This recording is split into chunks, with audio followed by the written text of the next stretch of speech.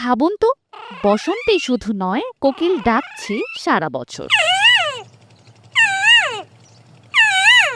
শুধু কোকিলই নয়, যে কোনো পাখি ডেকে উঠছে যখন তখন, যে কোনো মৌসুমে।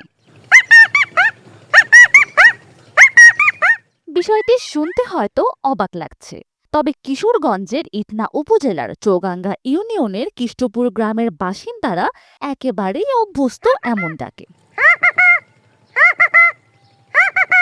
যখন তখন ডেকে ওঠা এই পাখি কিন্তু সত্যিকারের পাখি নয়, তিনি বাস্তবে একজন মানুষ। হুবহু ডেকে ওঠেন পাখির মতো। প্রায় 25 ধরনের পাখির ডাক রপ্ত করেছেন কৃষ্টপুরের এই কৃষক।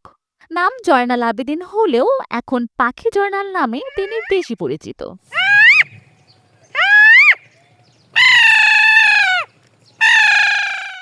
ময়না, টিয়া, শালিক ও দোয়েল সহ নানান পাখির ডাক জানেন জয়নাল।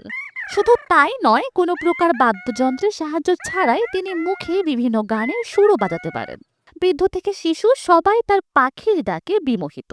এমনকি তার কণ্ঠে পাখির ডাক শোনার জন্য দূর দূরান্ত থেকে প্রতিদিনই ছুটে আসেন বিভিন্ন শ্রেণী পেশার মানুষ। আমার একটা ছোট্টখাটো একটা পুকুর ছিল, সেটা বসে যখন মাছরাঙা পাখি মাছ খাইতো আর সুন্দর করে ডাকতো এরকম করে,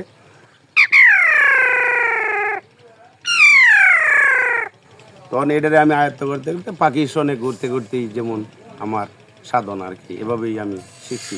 এটা আমার অনেক ভালো লাগে যদি জনগণের কাছে আমার এই সাধারণ গরিব মানুষের কাছ থেকে যদি একটু বিনোদন কেউ পায়, আমার এই কণ্ঠগুলো দেখে যদি কেউ কিছু আনন্দ পায়, তাতে আমি অনেক ধন্য।